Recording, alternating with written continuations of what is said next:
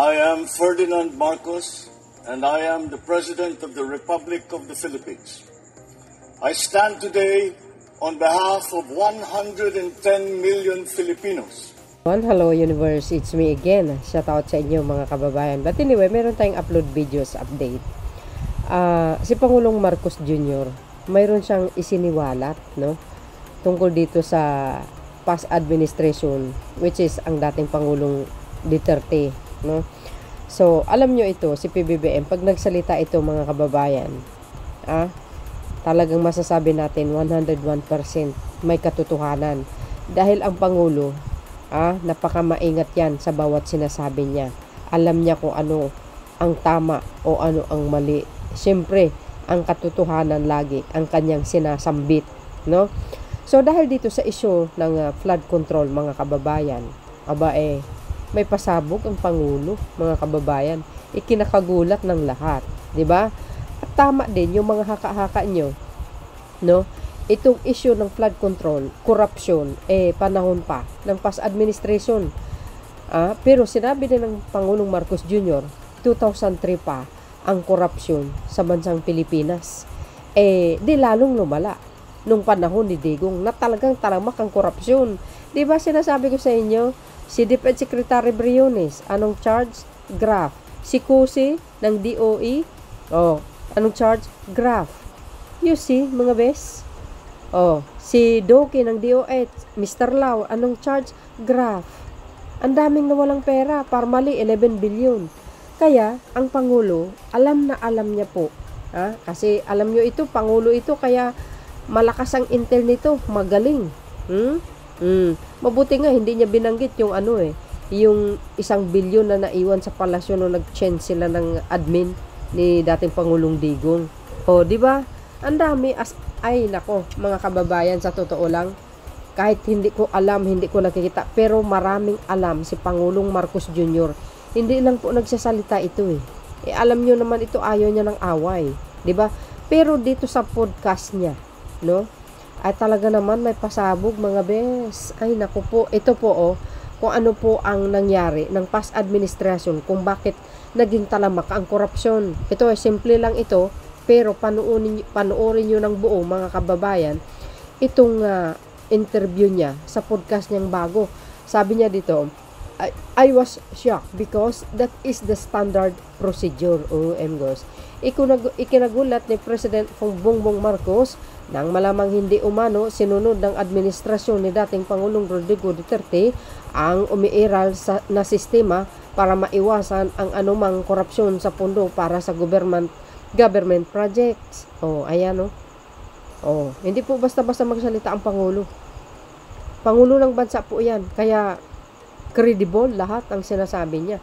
May katotohanan na siya rin naman, binabas siya ng mga DDS dito sa sinasabi niya.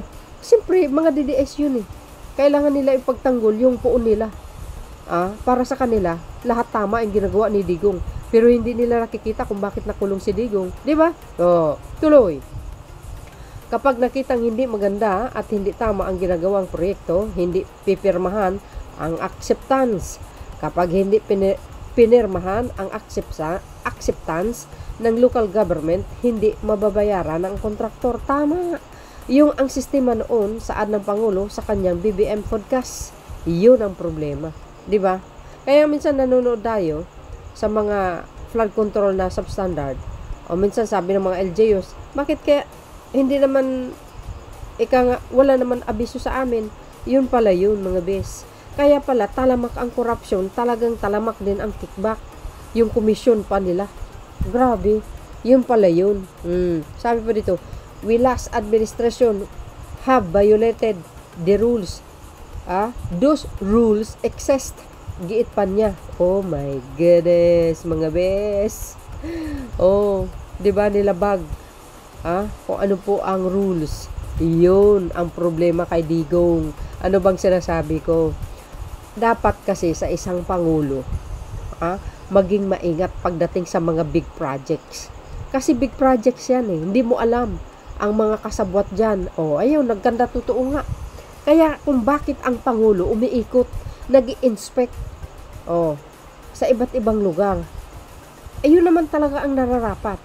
Kasi kung pabaya kang Pangulo, wala kayang kayanin ka ng mga tao na sa baba na nakawin talaga ang pundo ng bayan. Ay ito nga nangyari na mga kababayan Nakaw dito, nakaw doon. Pero, masasabi natin, si Pangulong Marcos mismo ang nag-expose. Ayan po, kasaysayan po yan. Malaking yan, malaking pasabog yung ginawa niyang pag-expose dito sa korupsyon sa flood control. Sasabihin ng mga DDS, bakit nasali na naman si Digong? Bakit? Bakit nga ba nasali si Digong? Sino ba po ang nadadawit na mga DA at mga contractors? Di ba yung mga contractors sa panahon ni Digong at saka yung mga DA na yan? Sino nag-hire kay kay Alcantara? Di ba si Mark Villar? Yang mga yan, si Bryce ganun din. Sino talaga sa kanila? Di ba si Mark Villar? Panahon ni Digong. Kaya hanggang sa panahon ni Pangulong Marcos Jr., lumalala ang pagnanakaw nila. Ang akala nila kasi walang sumita. Doon po sila nagkakamali, mga kababayan. No? Iba ang panahon ni Digong. Pabaya yan Walang pake. Nandoon lang sa Malacanang, nakakukot sa Kulambo. Ewan ko sa kanya. Di ba? Si Pangulong Marcos Jr., ang pinakamasipag na Pangulo sa kasaysayan ng Pilipinas. Yan ang pakatandaan nyo. Kitang-kita po yan. So dahil dito sa kanyang podcast, mga kababayan, panoorin nyo po para kumpleto detalyado. Eto na. To thank President Marcos for giving us the opportunity and the privilege to have him as a guest here in the sit-down of Manila Bulletin. Not at all. It's a pleasure. Okay, so first question I wanted to throw at you, Mr. President, is, we've had all these natural disasters over the last couple of weeks, no? Cebu, Northern Cebu, Samar, and then the week before, the typhoon in Masbate. Yeah. It seems we're very disaster prone, no? And this year has been like a Pandora's box in terms of natural disasters. Yeah. How would you assess the Philippines, or what grade would you give us in terms of disaster preparedness and in terms of resilience? In government, the best that we can do is really to be prepared as we can possibly be, and move very, very quickly. Yeah. Just always, it's very simple for me. I'm motivated by the fact, think of the children that are in distress now. What do they need? What do we have to do? You cannot wait. Don't do it later. Do it now. Do it now. Do it now. And I think the challenge with almost all disasters, especially globally, is that the moment they get shunted out of the headlines or the news, it's what's happening there, and that there are people still suffering and still trying to recover, no? Well, that's why that's what I want to avoid. And that's why I made it very clear when I went to both Masbate and to Cebu. I said, this is not a one-time thing. Yeah. We're here. We're going to stay here until everyone is more or less in a stable condition. The difference between, for example, a storm, a typhoon, like what happened in Masbate, and in an earthquake that happened in Cebu. In Bogo City. Yeah. Pag bagyo, you can always say preemptive evacuation, dalhin nyo sa evacuation center. Yeah. However, after an earthquake, the main damage is infrastructure, is structure. Pagdating ng lindol, sasabihin, dali natin sa evacuation center. Hindi tayo nakakasiguro sa evacuation center. We have to get the engineers to come in, to inspect and see. And as a natural reaction, the people do not want to be in concrete buildings. Baka mag-aftershock. So natatakot sila. So they prefer to stay out. We've I got the reports that in Cebu, the tent cities are starting to go up with the help of Dick Gordon and the Red Cross. They've been very, very, very helpful. If you don't mind, we'll also shift to obviously what still is on the minds of a lot of people, diba? Yeah. Starting from when they started marching on September 21 and even before that, no? Yeah. You've been credited as being like the whistleblower in terms of all these coast flood control projects that mayors may have been talking about it, but until you mentioned it in the SONA, it wasn't really reaching the level of national discourse, no? No. But the apprehension in most people's minds now is, what is the end game? Yeah. I mean, that you were possibly contemplating, and also is what's going to happen if later on the trail leads to the backyards of your own allies. I think we're already there. Yeah. Why would I even start such a thing if it was somehow for political advantage? Yes. The reason I brought it up and made it part of the national discourse was quite simply because this could not go on. Because if it kept going, we suddenly discovered how deeply entrenched this entire system was. I mean, there's always been a sniff and the suspicion of corruption in government, the different, but not this scale. That was the shocking part. And I said, nothing will happen to the Philippines if we carry on this way. Wala na talagang mangyayari sa atin. The economy will never grow properly. People are not going to get helped. The schools will not get better. The hospitals will not get better. We're not going to get anywhere. Yeah. All of these sort of things will just disappear. And we'll just be this little nation that's sort of feeding upon itself. And that's why I brought it up. And I will continue to bring it up because I do not see any point to anything that we are doing unless we move the country forward. Yeah. If we resigned ourselves to saying that, okay, well, we can't do anything, I only have 6 years. If you resign to yourself to that I can't do anything, you will not do anything. Yeah. And this is what we've seen over so many past decades. So I didn't want to be another one. I didn't want to be part of that kind of attitude, especially in terms of public service. Well, I mean, I know there are many who applaud you really for that, but I also worry sometimes, does resigning absolve people of culpability? No. Okay. That's not sufficient. That's very good to hear. Oh, no, that's not enough. That's not enough. There is a great deal of damage that has been caused, not only financial damage or economic damage, but actual damage to people's lives. I mean, very simple. A lousy flood control project that collapsed during the flood that killed a family. I mean, how can you live with that? I can't live with it, so I won't live with it. So we'll keep pushing.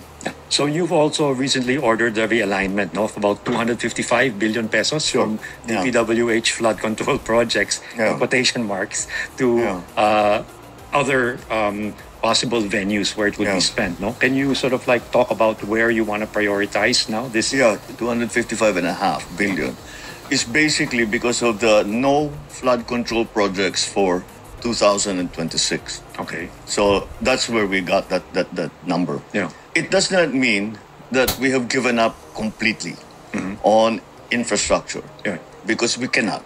We cannot. If we stop that, we'll stop the economy, basically.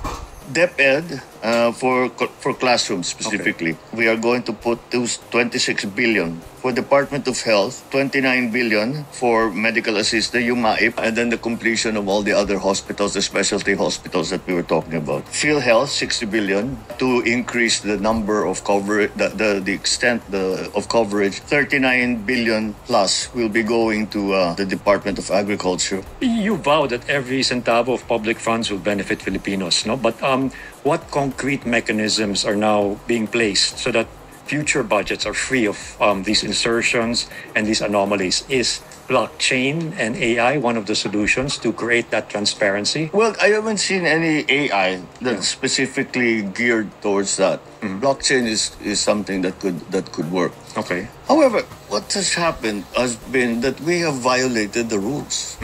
Those rules exist, and simply we don't. In the last decade, they stopped following the rules. For example, when I was in local government, when national government came in and was going to do a construction, they come in, they do the project. And then at some point, they come back to the local government executives and say, tapos na. Natapos namin yung project. Inspectioning namin ngayon yun. Pag nakita namin hindi maganda ito, hindi tama itong ginawa ninyo. Sign it, Hindi ko pipirmahan yung acceptance. Dapat, pag hindi ko pinirmahan yung acceptance ng local government, hindi mababayaran ng kontraktor. Okay. Sa tawagin yung kontraktor, tignan mo ulit, hindi tama itong ginawa ninyo, ayusin mo. Pagka naayos nyo yan, pipirmahan ko ito, mababayaran kayo. Yun ang sistema noon. Yun ang dapat. Apparently, in the last administration, they removed that entirely. Okay. Oh my And I was shocked. Yeah. I was shocked because this is like standard procedure. This is like, you don't think about this anymore. ICI has been getting a lot of flack also now, di ba? Because people are sort of prematurely judging what's going to happen in terms of what the ICI is out to do. This is a process. Much of what we've heard are allegations. Right. Si ganyan, nagnakaw eh. Si ganyan, binigyan ko ng pera. Si ganyan. We have to prove it. You don't want to go after people who are innocent. Now, we know many of these people are not innocent. Okay. But if you're going to bring them to court, you must have a very strong case. Look, anong mangyayari? Minadali natin. Hindi kompletong ebidensya natin. Malabo yung ebidensya natin. Pero pinilit natin. Natalo yung kaso. Can you imagine? I know. I think that would be much, much, much worse. But I think that's also something that the people who like marched on September 21 have to kind of understand also, di ba? Yeah, but it's understandable din because it's the sins committed, and I call them sins. It's it's no longer mistakes or corruption. The sins they committed are it's hard to swallow. I understand that, but if we are a nation, a people of laws, we have to follow the law. Otherwise, whatever we do is not legitimate. Maikulong mo yan. Sasabihin, wala ka namang ebidensya, wala ka namang ipinakita, hindi mo sinagat yung ganito, hindi mo sinagat. We have to be thorough also. If we're actually going to punish these people, we have to be very, very clear about what we are doing. And we have to be very, very clear that we go after the guilty ones. Because some of the guilty ones, they're trying to derail the system. Hindi ako yan, si ganito yan. Baka mapunta tayo doon, no? Let's make sure that we get that yung talagang guilty. And then confuse the issues, di ba? Well, that's one of the political and legal strategies that people employ. Kaya napanood nyo ang sinabi ng Pangulo? At tapos sasabihin nyo, resign BBM. Kasalanan pala ni Digong yung pala, yung project kahit substandard, hindi naman dumaan sa LGU. Basta na lang gano'n na lang nangyari. Thank you very much. Walang pirmahan, walang inspect ng LGU. Yun na lang, gano'n na lang yun. Sino ngayon ang mas magaling na Pangulo ng Pilipinas? Di ba? Sabi nyo, the best president si Digong. Saan banda doon? Kasalanan ni PBBM yung mga korupsyon. BBM resign. Kasalanan pala ni Digong Duterte admin sino bang sekretary ng panahon na yon? Di ba si Secretary Villar? Mark Villar? Parang sa tingin ko, naghugas siya ng kamay. Parang wala siyang nakitang pagkakamali sa panahon ni Digong sa kanyang pamumuno. Ito si Mark Villar, patay mali lang tahimik lang. Sabihin nyo kay PBBM nangyari, kung makapagsalita kayo na resign BBM, kagagawan pala ng puon nyo si mga bes, marami pang i-reveal ang Pangulo, kaya hintayin natin yan, spread natin ito. Yan, kung hindi pa siya ang nakaupo, wala. Hindi mabubunyag, hindi mai-expose ang korupsyon sa Pilipinas. Kasi wala naman talaga matapang para sugpuin yan. Wala. Siya lang matapang na nag-expose. Ngayon, siya pa ang mali.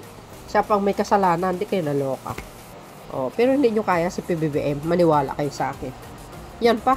Lalo siyang minahal ng taong bayan sa ginagawa niyang pag-expose ng mga korap dito sa bansang ito. Dekada na. Ngayon, nga kayo. Walang budget, 2026 ang flood control. Di wala kayong kickback. Kasi wala, hindi naman talaga mangyayari yun. Pag hanggang si BBM pa ang nakaupo, hanggang 2028 yan, walang magnanakaw sa ngayon. Tatak nyo sa utak nyo yan. Huwag na kayong magtangka pa magnakaw. Delikado kayo. So yun mga best, kayo na pong bahalang magkomento. See you again on my next upload. There's more. Bye bye bye and baboos. God bless Philippines.